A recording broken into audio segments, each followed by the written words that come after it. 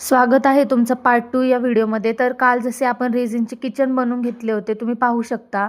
तर ते अनइवन झालेले आहे, म्हणजे त्याचे काही पार्ट वर खाली झालेले आहे. तर त्याला आपण वुडन शीटने व्यवस्थितपणे घासून घेऊया, कारण की जेव्हा आपण वुडन शीटने ते घासून घेतो तेव्हा ते इव्हनली एका लाईनमध्ये होतात, म्हणजे शेपमध्ये होतात. तर तुम्ही पाहू शकता.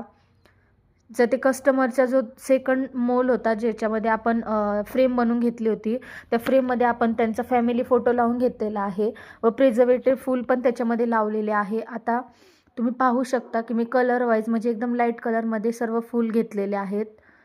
किती सुंदर दिसत आहे, तुम्ही बघू शकता की एकदम लाईट वाटते, जास्त काही ओव्हर वाटत नाही आहे. आणि हे आहे ते प्रिझर्वेटिव्ह फूल, ज्याला आपण डेकोरेशनमध्ये यूज करतो. आणि ते मी केलेले आहे. आणि हे आहे आपलं किचन, ज्याच्यामध्ये मी चंकी ग्लिटर्स टाकलेले आहे. तर तुम्ही पाहू शकता की मी रेझिन आणि हार्डनर मिक्स करून घेत आहे. मी बरोबर वेट मशीनने ते घेतलेलं आहे आणि आता मी त्याला व्यवस्थित मिक्स करत आहे, कारण की ते मिक्स केल्यानंतर एकदम वॉटर कलरमध्ये ते झालं पाहिजे. त्याच्यामध्ये हे तुम्ही बघू शकताय की काही रेषा दिसतात, ते रेषा बिलकुल दिसल्या नाही पाहिजे.